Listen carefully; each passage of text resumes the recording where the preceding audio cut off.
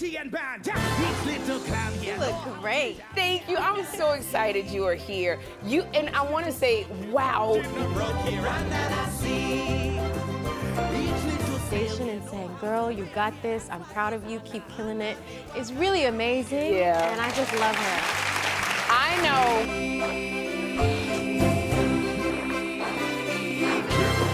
From pulling in only $270 million by the end of June to throwing Disney's future plans into question, here's where The Little Mermaid bombed at the box office. The movie didn't do as well as Disney must have hoped in the US, having pulled in $270 million by the end of June, a month after it burst onto theaters. That's pretty unimpressive, considering that it was expected to collect at least $120 million in the opening weekend, which happened to be Memorial Day weekend, meaning people had time off. Plus, it's not like the film had any tough competition when it opened, since no one was expecting movies like The Machine, About My Father, or You Hurt My Feelings to touch Disney's latest live-action remake. Despite all the fortune in its favor, The Little Mermaid could only manage $118 million, which was close to expectations, but still under. As time went on, the movie proved to have as many legs as Ariel does, with a 57% drop. I mean, it was facing Spider-Man, Across the Spider-Verse that weekend, and that movie did gangbusters. The third weekend was only worse, as The Little Mermaid fell behind the newest Transformers flick. That's pretty bad, but how does it compare to other remakes? Looking at all of the Disney remakes, which basically started with 2015's Cinderella, The Little Mermaid falls in the middle of the pack. Cinderella, for example, pulled in $201.2 million domestically, which is short of where 2023's effort wound up. But we're a long way from the biggest successes in this franchise, as 2017's Beauty and the Beast grossed an eye-watering $504 million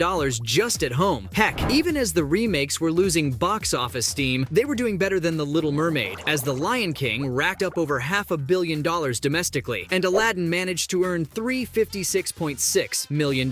For what it's worth, The Little Mermaid is far from the biggest bomb in the remake series. Dumbo's domestic cut of just $114.8 million really was a lifetime achievement. Of all the Disney remakes that you'd expect to bomb, though, The Little Mermaid should never have been one of them, which begs the question, what the heck happened? There are a lot of reasons why the movie has flopped at the box office, starting with the fact that the box office itself hasn't recovered from the pandemic. It's starting to look as if the billion-dollar movies of the pre-COVID days might be a thing of the past, as more and more people are choosing not to go to the theaters. Disney kind of made this problem worse for themselves with Disney Plus, which became the home of the Disney live-action remake during the pandemic. From Mulan to the terrible Peter Pan and Wendy, the House of the Mouse has been spreading these remakes across theaters and their streaming service, which might be bringing in a few extra bucks for them, but it doesn't exactly get people fired up to go see the movies. It doesn't help that, with rising costs of living, parents aren't super excited to pay for tickets and snacks for the family, especially when they can watch it at a single subscription fee a month or so later. In the past, these remakes have landed a lot of tickets by playing on nostalgia, but Disney made a few decisions here that got in the way of that. I'm not saying that Halle Bailey's casting was the death sentence for The Little Mermaid, but you've to admit that the controversy took over the storyline of the movie, even if we set aside the people who were never gonna watch a movie with a person of color in the lead role. The toxic environment they created around the flick hurt its image, and some perfectly reasonable people skipped the movie because, no disrespect to Bailey, she just doesn't look like the Ariel they grew up with. Most of these remakes have featured some kind of stunt casting, and the last one that really set the internet on fire was when Will Smith was cast as the genie in Aladdin. But the genie was a relatively minor character in that story. Plus, people liked Will Smith back then, while Bailey was a much fresher face. Another thing that turned off audiences was the lifelike look of the characters, like Flounder, Sebastian, and Scuttle, which didn't look realistic enough or cartoony enough. These were the riskier gambles that Disney took, and it didn't help that their sure bets failed too. At least half the magic of a Disney movie is the music, and the House of the Mouse has gotten a lot of mileage out of the songs in marketing movies before. They weren't able to rely on the music for The Little Mermaid, though, because people were completely turned off by what they'd done to the songs. The remakes of classic tracks ranged from bad to worse, which left people questioning why changing them was necessary. But the ace up Disney's sleeve, when it came to the music, was Lin-Manuel Miranda, who became Hollywood's hottest songwriter thanks to Hamilton, and delivered an album of straight bangers in his Encanto soundtrack, including the chart-topping We Don't Talk About Bruno. Unfortunately, his new songs for this movie had the opposite effect, pissing people off and giving everyone Miranda fatigue. His decision to include a rap song for Scott Scuttle and Sebastian is the biggest example of everything wrong with the movie. All these things caused a pretty negative fan reaction, and critics only liked the movie a bit more. Over at Rotten Tomatoes, The Little Mermaid managed a freshness rating of 67%. According to critics, Bailey deserved props for her performance, and they noted that it's one of Disney's better remakes. Sure enough, it ranks in the top 10 of Disney's remakes, only cues of Bailey, who's probably the best thing in the movie, which is ironic. In general, Bailey and McCarthy's performances were considered the best parts of the movie, but critics couldn't get over the fact that the creators of the remake don't seem to get what made the original so special, and they felt that it was just a lame imitation. Oh, and literally no one is on board with Miranda's contributions. So, is The Little Mermaid a flop? That's a tough one to answer. The movie's official production budget was a massive $250 million,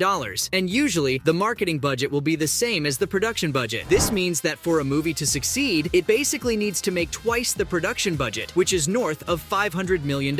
With a $270 million domestic payout, The Little Mermaid is really short of the mark, but can the rest of the world get it there? The opening weekend box office was even worse worldwide, because without the benefit of a Memorial Day, the movie managed to gross less than $64 million. Things got a little better as the theatrical run continued, and by the end of June, the movie had managed to gross $227 million. Congratulations to Disney, as their movie has made $500 million.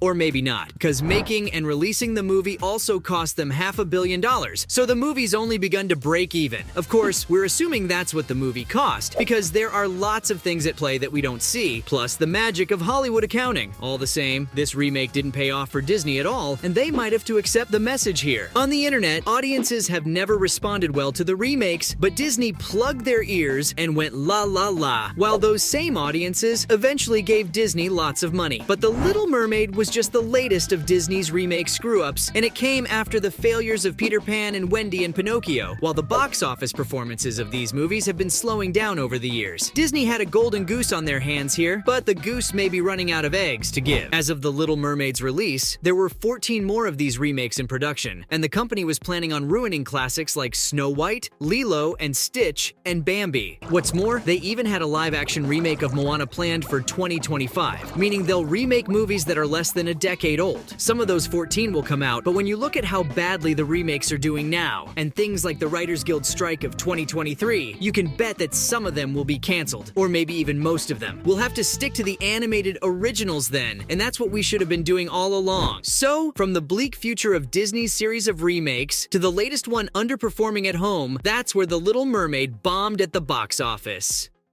Watch and you'll see. Someday I'll be. But it looked so beautiful when you did it. You got it. You got it. This is what I love for you, Hallie, because